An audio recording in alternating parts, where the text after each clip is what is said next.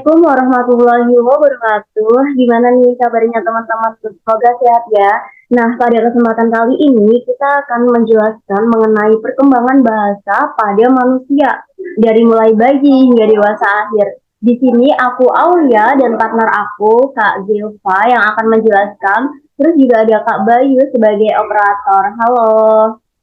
Langsung aja, aku akan menjelaskan mengenai apa sih bahasa itu. Nah, perlu teman-teman ketahui nih bahwa bahasa itu merupakan alat komunikasi antar anggota masyarakat yang di dalamnya berupa simbol, bunyi, sehingga menghasilkan suatu makna yang dapat dipahami bersama. Kemudian, dalam perkembangan bahasa menurut Vygotsky, mengatakan bahwa perkembangan bahasa itu berkaitan dengan perkembangan kognitif, karena setiap individu harus menggunakan bahasa untuk berkomunikasi atau berbicara dengan orang. Nah, masa transisi kemampuan komunikasi manusia itu membutuhkan waktu yang panjang. Next, next. Kita masuk ke faktor yang mempengaruhi perkembangan bahasa. Yang pertama ada faktor biologis. Menurut Chomsky, manusia itu memiliki kemampuan biologis untuk mempelajari bahasa pada waktu dan cara tertentu. Kemudian faktor lingkungan. Menurut Hart dan Presley, ada perbedaan antara lingkungan keluarga yang profesional dengan keluarga program kesejahteraan dalam perkembangan bahasa anak. Lanjut, kita akan membahas mengenai kemampuan bawaan bahasa. Bisa di next PPT-nya.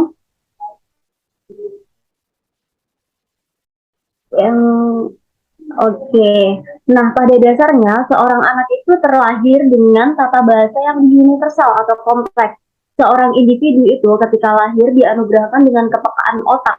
Jadi, anak dari berbagai latar belakang budaya yang berbeda itu memiliki tahap perkembangan bahasa yang sama. Yang kedua yaitu tahap perkembangan masa bayi.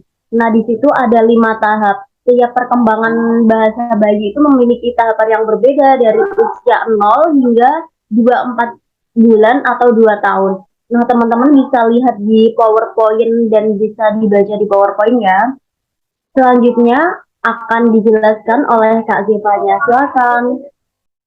Baik, terima kasih Aulia. Akan saya lanjutkan. Nah, di yang ketiga atau perkembangan bahasa di masa awal anak-anak. Pada usia 2-3 tahun, biasanya anak-anak mulai memiliki perkembangan bahasa. Dari yang pertama mengucapkan kalimat sederhana yang terdiri dari proposisi tunggal menjadi kalimat-kalimat yang kompleks. Kemudian yang keempat, ada perkembangan bahasa masa kanak-kanak pertengahan dan akhir, di mana anak biasanya memperoleh keterampilan untuk membaca dan menulis, mengenali serta menghasilkan bunyi, serta mempelajari prinsip alfabet. Kemudian yang kelima adalah perkembangan bahasa di masa dewasa akhir, yang umumnya orang dewasa di masa akhir akan mengalami kemunduran dalam berbahasa, yang dapat kita ketahui dari volume yang lebih rendah, tidak terartikulasi dengan cepat, dan juga tidak begitu lancar. Untuk faktor-faktor yang menyebabkan kemunduran tersebut adalah karena menurunnya pemrosesan informasi dan juga menurunnya working memory. Boleh tolong di next?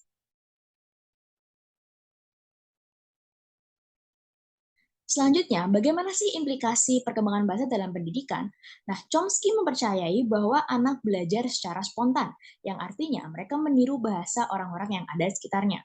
Kita harus lebih menghargai usaha anak dalam mempelajari dan juga menguasai sistem aturan gramatika yang rumit. Karena jika kita menstrukturkan cara belajar anak, biasanya akan membuat mereka menjadi kehilangan kepercayaan diri dan juga intuisinya. Lalu, perkembangan bahasa juga memiliki hambatan. Ada 3. Yang pertama, keterlambatan anak dalam berbicara dan berbahasa. Yang kedua, kesulitan merangkai kata yang kurang tepat dan juga kurang jelas dalam mengucapkan sebuah kata. Kemudian yang ketiga, adanya kelainan sekunder seperti cerebral palsy atau keterlambatan pengucapan kata yang disebabkan oleh spasisitas lidah dan juga kelainan-kelainan lainnya. Boleh tolong di next?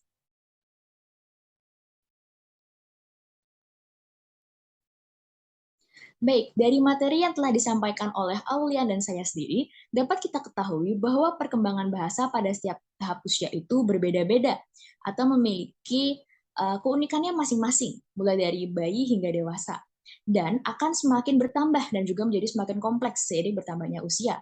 Pada akhirnya, saat masuki dewasa akhir, akan mulai menurun atau kehilangan perkembangannya kembali. Kemudian, perkembangan kognitif juga menjadi pendukung dalam perkembangan bahasa anak. Dapat kita ketahui juga bahwa ada perbedaan pada bahasa anak laki-laki dan juga perempuan yang dapat dilihat dari kosakata yang digunakan juga gaya bicara anak. Kemudian yang terakhir, implikasi perkembangan bahasa dalam proses pembelajaran menjadi penting bagi pendidik untuk diajarkan agar peserta didiknya semakin berkembang dan terampil dalam berbahasa. Hal ini dapat dilakukan dengan cara pendidik yang mengajak peserta didiknya untuk lebih banyak sharing cerita, melakukan diskusi, dan juga melakukan interaksi melalui games ataupun permainan. Akan saya kembalikan kepada Kak Aulia. Oke, terima kasih Kak Zilvanya. Nah, itu tadi pemaparan materi dari kami. Semoga dapat bermanfaat dan akhir kata dari kami. Wassalamualaikum warahmatullahi wabarakatuh.